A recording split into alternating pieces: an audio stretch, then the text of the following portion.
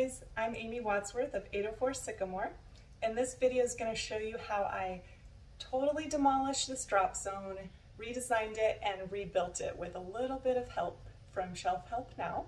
So make sure to watch the video all the way through, and if you love DIY and design, be sure to subscribe for more videos. Let's get started. Alright, so when my Shelf Help Now boxes arrived, they were packed really nicely with supporting boards at the end so that none of my corners were bent up and stuff. I just was really impressed. And so the first step you're going to want to do is you're going to want to unbox all your pieces and set them up. And the best way to do this is in a nice open area that's flat, and go ahead and print out the downloads from your Shelf Help Now. That way you can see exactly how the boards fit together. It makes it so much easier and faster, and it just removes any possibility of mistake or errors. And you want to have the finished edge facing out or up. Just make sure that they're all facing the same direction, and so you can get your boards kind of assembled and ready to go, because your next step will be adding pocket holes. And so the best way to find out where the pocket holes go are to set it up the way it's going to be.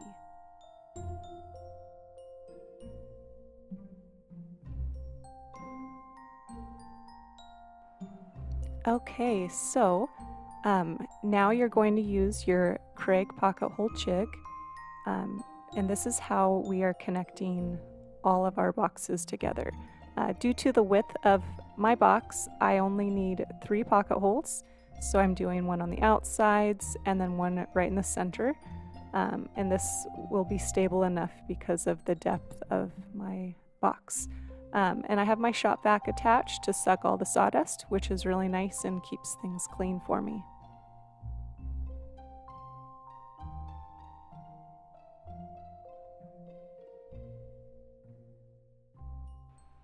Okay, so you're going to want to go ahead and set up your boxes and then unassemble them so that you can add your pocket holes in each piece. Make sure you have that finished edge all facing the same direction. It just makes it so much easier when you can set it up and see everything.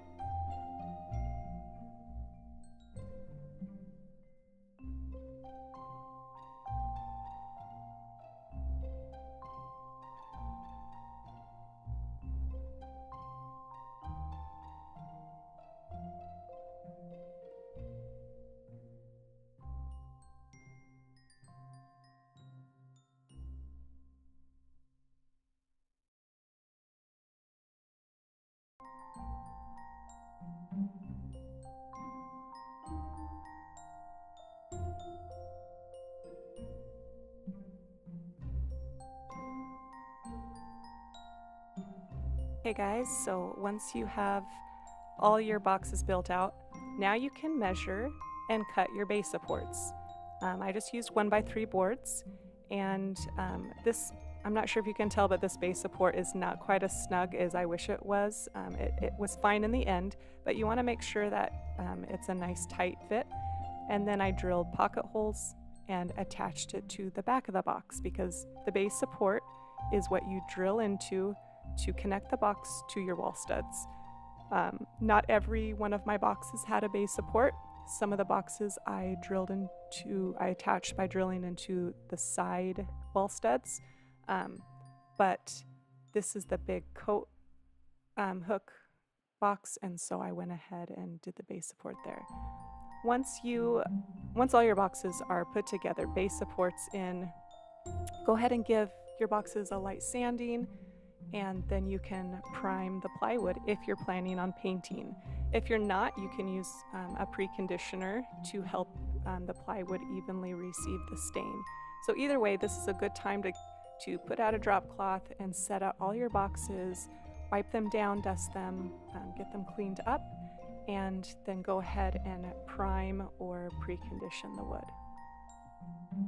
With all your boxes primed, painted, ready to go, that's the time that I started the demo process. And I'm just taking a knife here and I'm breaking the caulking seam. And once I did that, then I was able to gently use a hammer to remove all the shelves. With the caulking gone, it wasn't too difficult to get the shelves out. And this part you just want to be careful because there's usually brad nails poking out, and so you can get poked. But anyways, then I also used a crowbar to gently wedge the side supports out. And just if you cut the caulk, the seam, the connection of the caulk, it's much easier to go ahead and pull apart everything. And so this part, it was scary at first, but then I realized if I just did it nice and slow and paid attention to what I was doing so that I didn't ruin the sheetrock, it was really satisfying to take out each part. And you can see all of the wasted space above this drop zone. It was just several feet of nothing, and so we weren't able to utilize that for storage or anything. So that was one of the exciting parts about being able to design my own drop zone, and with Shelf Help now I could totally visualize it without, you know, crazy sketches or using graph paper and counting all those squares. It just made it all so much easier, and the ordering process was quick. I think I only waited about 3 days before it arrived at our door. It was extremely fast, which was awesome. So anyways, once you've demoed your space, you're going to want to carefully remove any bits of caulking or nails, and just make sure the surface is nice and clean depending what your next step is. All right, so I wanted a vertical shiplap to be the backing of my drop zone. I just wanted that extra detail and texture and design element. And so I've measured and cut and lightly sanded my primed, these are 5-inch shiplap boards. So I lightly sand them, and then I added 2 coats of Sherwin-Williams pewter green. It's a beautiful gray green, but it also has some warmth on it. And so you'll notice the brown tones when you put the first coat on, and then it really gets cooler with that second coat. And my oldest daughter, Sawyer, is writing a scripture that we wanted to just leave with the house. And so that's kind of fun when you have the ability to sign your names or write a note or just make your mark on the house. That's always kind of fun.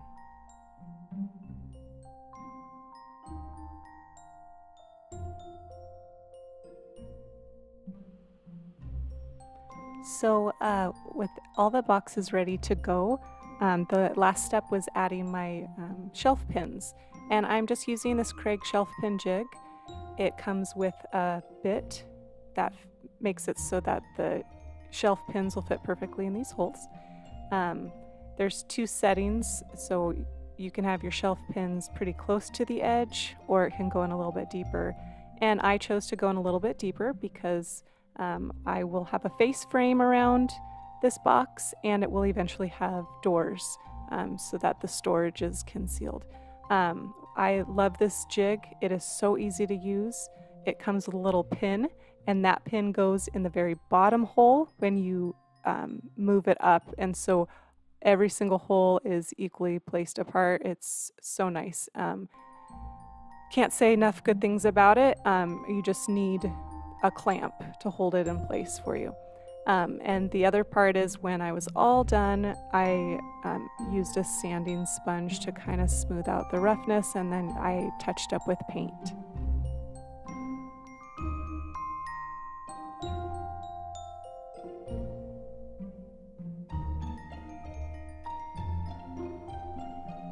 Okay, so when it's time to install the boxes to the wall, you're going to want to use a countersink drill bit.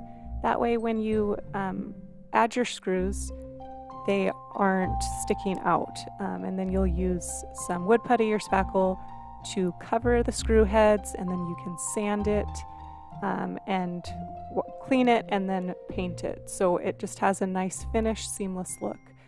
You'll get a feel for how deep you need to go with that countersink drill bit, but it is worth it. And another important thing to remember is if you don't add shims all around your boxes, they will shift when you're screwing into the wall stud. So really get those shims in there, make sure everything's tight and secure, and make sure you're drilling through your box, then through the shim, and then into the wall. So you don't lose the stability and it stays center.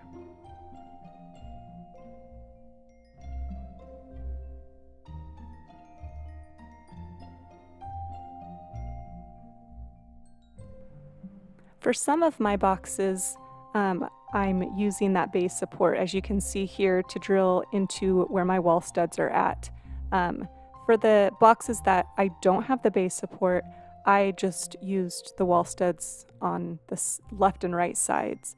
And I also drilled the boxes together in some parts. And then you just spackle and sand and cover that with paint, and no one knows the difference. But you'll know you have a nice secure fitting, and it will be sturdy.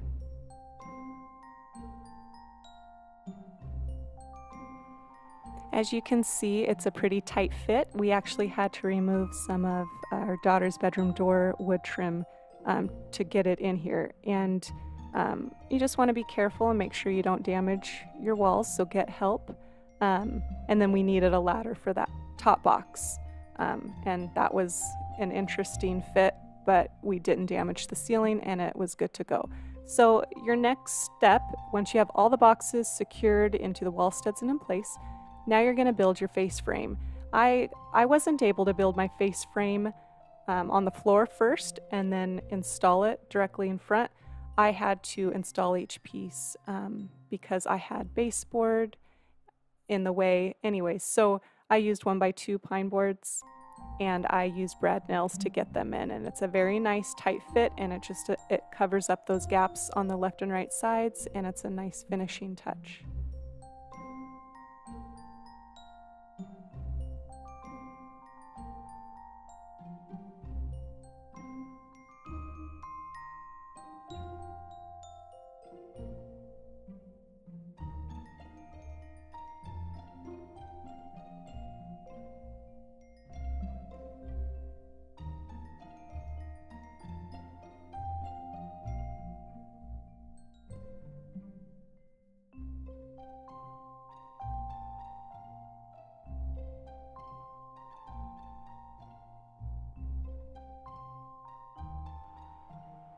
So some of my face frame boards were slightly bowed, and so I went ahead and asked my husband to help, and he pressed them against the wall while I brad nailed it into the box. And then I just puttied over all my brad nail holes, sanded and painted, and it's good to go. So after the face frame is up, the final steps were adding my brass hooks, and I ordered some plexiglass shelf liners just for like the shoe shelves and then the bottom of the coat rack, just to give me more durability with my paint.